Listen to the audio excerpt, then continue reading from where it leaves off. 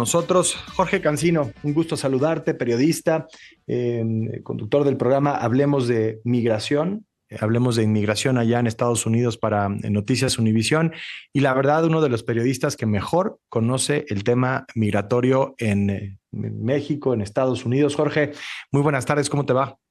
Enrique, buenas tardes. Un placer estar en tu programa.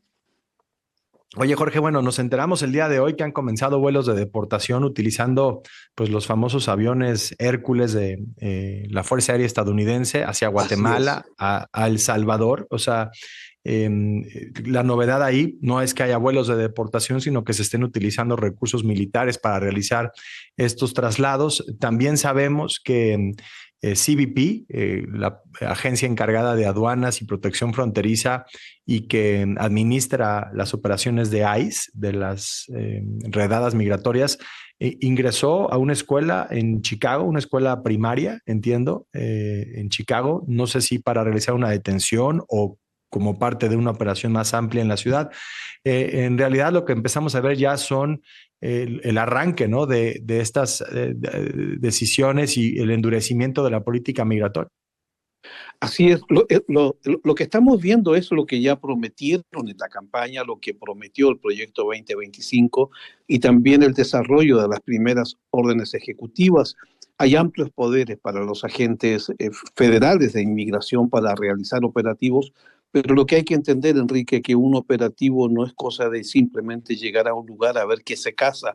Hay toda una labor de inteligencia también detrás de esto para localizar, según lo que ha dicho el gobierno, personas que tengan orden de deportación, por ejemplo, en ausencia, y también antecedentes criminales.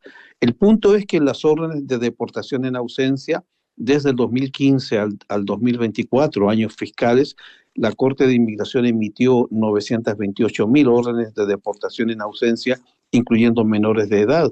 Y los criminales, según el gobierno, o personas que tengan antecedentes, son alrededor de 700.000. Así que hay 1.7 millones de personas cuyo objetivo está en manos del servicio de inmigración, ¿no?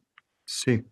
Platicábamos antes de la toma de posesión de Trump, Jorge, y te preguntaba si veías algo ya en el diseño de políticas, en la toma de decisiones, en Ujú. la localización de recursos que fuera distinto a lo que habíamos visto en otras administraciones, en las que también se han deportado pues, a millones de migrantes indocumentados.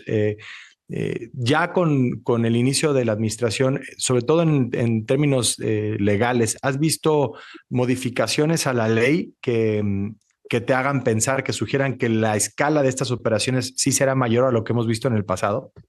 A ver, por un lado, lo que estamos viendo ahora, Tom Homan habló hace poco y dijo que en los primeros días habían arrestado, no deportado, arrestado a 538 personas, por ejemplo. Si tú multiplicas 538 por 365 para calcular o proyectar un año de detenciones, y eso a su vez lo multiplica por 4, que serían los 4 años de gobierno, da un total aproximado de 750.000 personas. Está por debajo del millón proyectado. Pero lo que sí preocupa es el alcance de las órdenes ejecutivas en cuanto a poderes extraordinarios que se está otorgando a los agentes de inmigración. Me explico. Si el gobierno ha dicho que va a revisar todos los casos de CBP One y también del parole humanitario, que en total esos dos grupos suman 1.4, 1.5 millones de personas. El poder de los agentes es determinar si la persona que está protegida por ambos programas activados durante el gobierno del presidente Biden, si ellos determinan que la persona no ha cumplido con el reglamento estipulado en esos programas, las personas van a ser deportadas de manera acelerada. ¿Qué significa esto? Que en un plazo de 24 horas pudieran estar sacando a una persona si un agente, no un juez de inmigración, determina que la persona no cumple con los objetivos de los programas que fueron activados.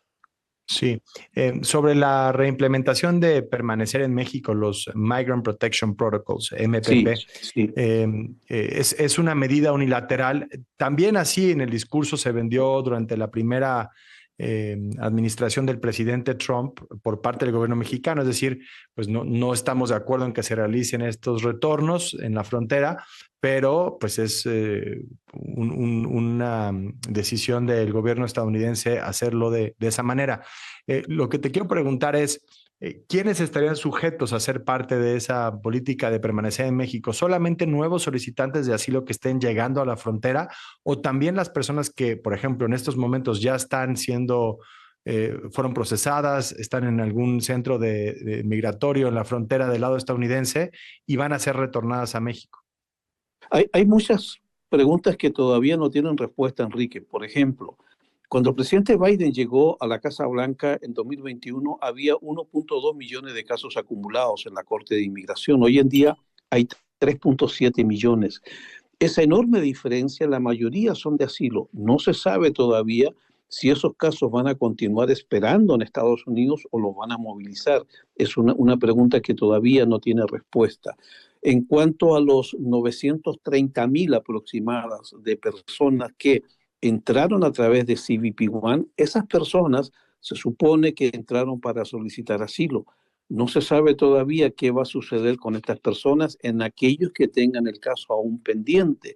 Y también separar ese grupo entre los casos que fueron remitidos a Corte de Inmigración inmediatamente, que son asilos defensivos, o aquellos que solicitaron asilo a través del Servicio de Inmigración, que son asilos afirmativos. No se sabe todavía el futuro de estas personas. Pero también hay 530,000 personas que entraron bajo parole humanitario de Cuba, Haití, Nicaragua y Venezuela. Ellos tenían un año para solicitar asilo. Si no lo hicieron en el curso del primer año, de los 2 años de estadía, van a estar en serios problemas porque entonces los pueden detener, deportar y con las últimas instrucciones, de acuerdo con el criterio de los agentes de inmigración, enfrentar una deportación acelerada. Así es que hay Estamos mucha hablando de casi 5 preocupación. millones de personas ahí. Sí, total, total. Hay mucha preocupación, Enrique, porque no están claras las reglas y tampoco está claro si la orden ejecutiva es suficiente. Lo que el presidente quiere hacer para romper, por ejemplo, con la política de asilo o con el precedente jurídico de inmigración. Sí.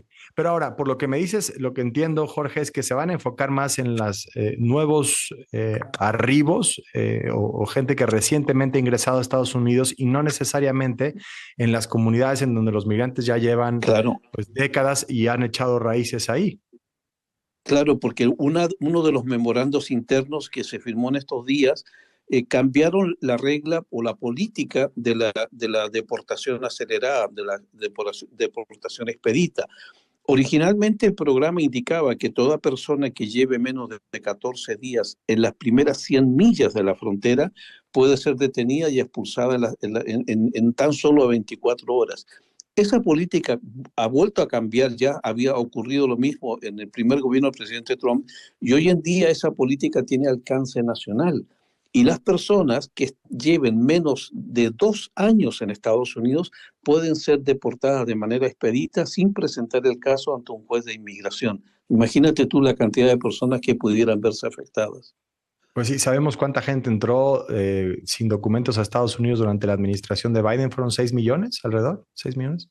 Eso está en duda porque lo que señala el CBP son los hallazgos en la frontera, pero de acuerdo Ujú. con la data oficial, la Sí, mayoría de las personas que fueron halladas fueron regresadas a retornadas. México Sí, a través del título 42 o el título 8, y solamente podríamos considerar el incremento de 1.2 millones a 3.7 registrado en la Corte de Inmigración, ujú, sin contar perfecto. los ingresos indocumentados exitosos, que esa es otra data que no existe. Sí, bueno, y también aquí en todo esto que nos dices, hay un dato que es fundamental, que es independientemente de la interpretación que se le dé a la ley de asilo, lo que sabemos es que 90% de los casos que llegan a cortes de migración en Estados Unidos son rechazados porque no encuentran Exacto. elementos. Es decir, habla de que ha habido un abuso de la figura del asilo, no Eh, solamente no en cuanto a los números, ese- ese- sino ese- a los argumentos. Eso es un dato correcto, eso es correcto, pero el punto es que dentro del debido proceso lo que dice la ley es que son los jueces de inmigración los que deben determinar una petición de asilo. El problema es que el Congreso durante muchos años no ha dado dinero para perfeccionar, para mejorar la Corte de Inmigración.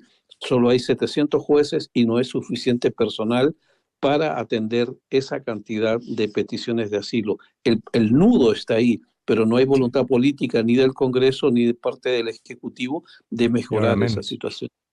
Jorge Cancino, claro, de veras, un gusto como siempre escucharte. Ahí están los datos duros, actualizados, la realidad de esta radiografía que nos ha presentado Jorge Cancino sobre la comunidad indocumentada en Estados Unidos en este momento y las distintas interpretaciones que pueden darse a las acciones ejecutivas de Trump de aquí en adelante y en estos planes de la deportación. Te lo agradezco, Jorge, te mando un fuerte abrazo.